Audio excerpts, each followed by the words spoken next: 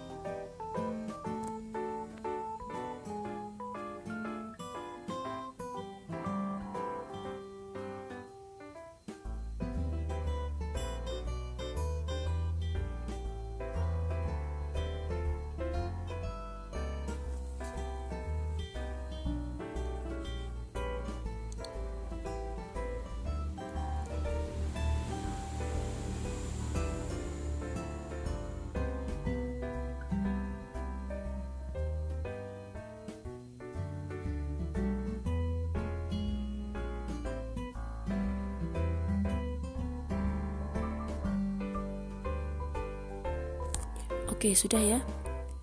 Oke, sekarang akan Butias bantu untuk merinci tentang apa sih itu identifikasi, tentang deskripsi bagian, dan juga bagian penutup atau kesimpulan. Oke, dari yang pertama dulu, yaitu identifikasi. Di sini, identifikasi sudah mencakup dari nama objek, lokasi, serta gambaran umum si objek tersebut, yaitu si rumah tongkonan ini. Kenapa bisa bagian ini atau paragraf ini disebut identifikasi? Nah, sebelumnya Butias jelaskan sekilas dulu. Kalau identifikasi itu letaknya pasti di awal bacaan atau awal teks. Apakah selalu paragraf 1? Iya, pasti paragraf 1. Kemudian apakah selalu paragraf 2? Belum tentu. Oleh karena itu dilihat dulu cirinya, sesuai cirinya. Yang penting paragraf itu terdiri dari nama objek, lokasi atau gambaran umum si objek atau tempat tersebut, itu bisa disebut dan bisa dipastikan identifikasi. Oke, di sini di bagian identifikasi ini bisa kalian lihat nama objeknya yaitu rumah tongkonan. Kemudian rumah tongkonan ini adalah rumah adat masyarakat Toraja. Letaknya atau lokasinya yaitu berada di perbatasan Kabupaten Nrekang, Sulawesi Selatan. Kemudian gambaran umum si objek ini bisa kalian temukan mulai dari kalimat ini. Rumah adat ini merupakan salah satu ikon suku Toraja. Selain upacara pemakamannya, Toraja termasyhur oleh karena rumah adatnya yang unik dan cantik ini. Oleh karena arsitekturnya yang menarik, Tongkonan kemudian dinobatkan sebagai rumah adat Toraja, dan seterusnya. Di sana sudah dijelaskan Tongkonan terletak sekitar 12 km ke arah utara dari Rantepao. Memasuki Rantepao akan kita temui Tongkonan berjajar rapi dan seterusnya. Oke, jadi itu bagian dari identifikasi. Selanjutnya deskripsi bagian. Nah, di bagian deskripsi bagian ini lebih rinci lagi yang dipaparkan oleh penulis. Kalau di teks rumah tongkonan ini bisa kita temui rincian tentang bahan kayu, ukiran rumah, dan juga hiasan atap rumah. Kalau tadi kalian membaca, di sana ditemukan rincian seperti ini pada kalimat ini bunyinya. Hiasan terdapat pada sekujur badan rumah dan atap rumah.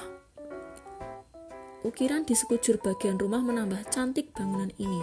Ukiran yang menghias sekujur bangunan bermotif garis-garis lengkung yang harmonis. Rumah adat yang berjenis rumah panggung ini juga terbuat dari kayu yang kokoh. Bukan kayu sembarangan tentunya. Jenis kayu yang digunakan untuk membuat tongkonan, kabarnya, memiliki kualitas juara dan hanya ditemukan di wilayah Sulawesi Selatan saja. Tanpa vernis dan plitur, kayu rumah tongkonan tetap awet hingga ratusan tahun. Suku Toraja juga menghias atap tersebut dengan tanduk kerbau. Kerbau memang perlambang kebangsawanan suku Toraja dan seterusnya. Jadi, dirinci secara detail dari si rumah tongkonan ini, dari ukiran kayunya bagaimana, hiasannya seperti apa, kemudian bahan kayunya seperti apa. Selain itu diapakan lagi untuk biar awet ratusan tahun itu harus dibuat seperti apa, kemudian lambang-lambang yang ada di rumah tongkonan itu mendeskripsikan apa, dan lain sebagainya. Oke, yang terakhir adalah penutup atau kesimpulan. Di sini kesimpulan secara umum dari si penulis melihat dari bagian identifikasi dan juga deskripsi bagian. Di bagian ini penulis menyimpulkan secara ringkas tentang rumah tongkonan itu merupakan warisan budaya yang harus dijaga oleh masyarakat sekitar khususnya, dan umumnya oleh masyarakat Indonesia. Dan kita sebagai masyarakat Indonesia harus bangga karena bisa memiliki warisan budaya dengan nilai yang artistik seperti rumah tongkonan di wilayah Kabupaten Nrekang, Sulawesi Selatan tersebut. Nah, berikutnya dilanjutkan dengan penggunaan bahasa. Kalau minggu lalu atau beberapa pertemuan yang sebelumnya, Butia sudah membahas beberapa penggunaan bahasa seperti kalimat bermajas dan lain sebagainya. Di sini Butia selanjutkan tentang penggunaan kata berawalan men dengan kata dasar huruf awal KPTS. Nah, di sini Butia sudah jelaskan dan juga berikan contoh tentang kata yang berawalan huruf K, P, T, dan S dan diawali dengan kata men. Mengapa di sini Butia sebutkan luluh? Contohnya pada kata menguasai, yaitu dari kata kuasa, mendapatkan imbuhan men dan akhiran i menjadi kata menguasai. Penjelasannya, huruf K pada kata kuasa, luluh atau hilang atau lebur menjadi M karena setelah awalan men diikuti oleh kata dasar yang diawali dengan huruf K. Jadi nanti jika kalian menemui kata dengan huruf awal K, P, T, dan S, pasti hurufnya hilang atau luluh. Oke, contoh berikutnya memengaruhi. Di sini coba kalau dijabarkan menjadi seperti apa? Oke, betul. Men plus pengaruh plus i. P-nya hilang karena lebur, karena luluh, mendapatkan awalan men diikuti kata dasar yang diawali dengan huruf P, yaitu pengaruh. Berikutnya adalah menolak. Men plus tolak plus i. Huruf T pada kata tolak, kata dasar tolak hilang karena bertemu dengan men. Menyedihkan juga sama seperti kata-kata sebelumnya, dari kata dasar sedih, ya kan? Nah, men plus sedih plus kan. Huruf S pada kata sedih juga hilang karena bertemu dengan awalan men, sehingga kata dasar pada kata sedih S-nya hilang, seperti itu. Berikutnya, kalau tadi penggunaan kata dasar KPTS yang luluh, sekarang penggunaan kata dasar KPTS yang tidak luluh. Oke, kata yang pertama ada memprakarsai. Dari kata dasar apa? Ya, prakarsa. Mengapa kok tidak luluh? Padahal kan sama-sama PU awalnya. Nah, alasannya atau penjelasannya ada di sini. Huruf P pada kata dasar prakarsa tidak luluh karena kata dasar tersebut merupakan klaster atau konsonan rangkap double, yaitu huruf P, R. Ya kan? Konsonannya ada P dan R, ada prakarsa. Ini ada prakarsa ini, dan juga ini PR.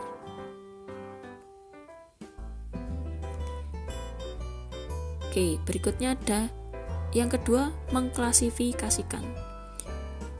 Ini juga tidak luluh karena pada kata klasifikasi, kata dasar klasifikasi juga mempunyai konsonan rangkap, yaitu huruf K dan L. Jadi setiap awalan men jika bertemu dengan huruf KPTS yang mempunyai konsonan rangkap atau konsonan double seperti contohnya PR dan juga KL, dia tidak luluh seperti KPTS yang ini. Nah, ini tidak luluh karena dia setelah huruf K ini kan vokal, bukan konsonan. K, U, kemudian pengaruh ini juga P dan E, kemudian menolak ini kan T dan O, menyedihkan ini kan dari kata sedih juga S dan E. Jadi jika nanti kalian menemui awalan men bertemu dengan kata dasar KPTS, tapi setelah huruf K ini huruf vokal, setelah huruf P ini huruf vokal, setelah huruf T ini huruf vokal, setelah S ini huruf vokal, dia akan luluh atau hilang. Kalau yang ini, kalau nanti awalan men bertemu dengan konsonan K, P, T, dan S, tapi setelah huruf K ini masih konsonan lagi seperti klasifikasi ini kan KL, nanti juga ini PR prakarsa. Nah, itu tidak luluh atau tidak hilang. Contohnya seperti itu. Oke, kemudian penggunaan kata depan di dan awalan di.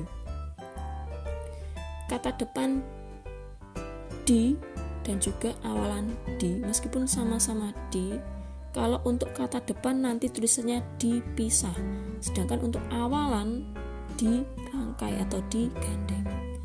Nah, contohnya seperti ini. Kata depan di itu dipisah, ada di Jawa Timur, di depan, di bagian barat. Kenapa kok dipisah? Penjelasannya, kata depan disebut sebagai kata depan jika diikuti dengan kata keterangan tempat. Ini ya, Jawa Timur. Kemudian arah, ini di depan, ataupun juga posisi di bagian barat. Contohnya seperti ini. Jadi ditulis terpisah dari kata yang mengikutinya. Itu untuk kata depan di. Ini juga berlaku untuk kata depan ke ataupun dari. Nah, nanti untuk lebih lengkapnya kalian akan pelajari di tingkat yang lebih tinggi. Kalau untuk kelas 7 masih seputar di dan juga ke. Bu, kalau ke kata depan ke bagaimana ya? Sama saja. Misalkan ke pasar, itu berarti ke spasi pasar. Ke rumah saudara berarti ke spasi rumah. Contohnya seperti itu. Ke barat berarti ya ke spasi barat. Nah, kemudian untuk awalan di dirangkai. Kenapa kok dirangkai? Kenapa kok beda dengan ini? Kata depan ini tadi, ya ini alasannya seperti yang sudah dia tuliskan di sini. Awalan di disebut sebagai awalan jika diikuti kata kerja pasif. Ya, subjek mengalami atau dikenai pekerjaan, itu yang dimaksud dengan kata kerja pasif. Jadi subjeknya yang mengalami atau melakukan pekerjaan dan ditulis serangkai dengan kata yang mengikutinya. Contohnya ada dipentaskan, diwarnai, dan dinakan. Jadi misalkan kalau dalam kalimat seperti ini. Lukisan itu diwarnai oleh Andi. Soto itu dimakan oleh Murni. Contohnya seperti itu. Oke, berikutnya. Ini yang terakhir, ada penggunaan tanda koma. Tanda koma dipakai di antara unsur-unsur dalam suatu perincian atau pembilangan. Contohnya, Pantai Senggigi berada di Kecamatan Batu Layar, Kabupaten Lombok Barat, Provinsi Nusa Tenggara Barat, titik. Ini harusnya kalian sudah tahu karena di SD pasti dulu sudah pernah dipelajari. Kemudian tanda koma dipakai di belakang kata penghubung antar kalimat yang terdapat pada awal kalimat. Kata penghubung antar kalimat yang terdapat pada awal kalimat. Contohnya, oleh karena itu, masyarakat Indonesia harus selalu waspada terhadap virus COVID. Oleh karena itu, masyarakat Indonesia harus selalu waspada terhadap virus COVID. karena itu, ya, kata oleh karena itu, ini yang dimaksud antar kalimat pada awal kalimat. Nah, ini juga bisa berlaku pada jadi, jadi masyarakat Indonesia harus selalu waspada terhadap virus COVID-19. Sama seperti itu, jadi, dan seterusnya. Oke, kurang lebih seperti itu. Terima kasih. Untuk materi kali ini, teks deskripsi sudah selesai di bagian yang kedua ini. Untuk tugasnya, silakan nanti dicek di classroom masing-masing. Jika ada pertanyaan yang ingin disampaikan, bisa ditanyakan di grup WA Mapelbin kelas masing-masing. Terima kasih. Jika ada kurang lebihnya, Butis mohon maaf. Tetap jaga kesehatan, tetap patuhi prokes. Semoga kita bisa segera masuk sekolah, tatap muka di sekolah. Kemudian kalian tetap dalam keadaan sehat tanpa kurang suatu apapun. Amin amin ya rabbal alamin. Terima kasih anak-anakku semua. Sampai bertemu di kesempatan yang lain. Sekian, wassalamualaikum warahmatullahi wabarakatuh.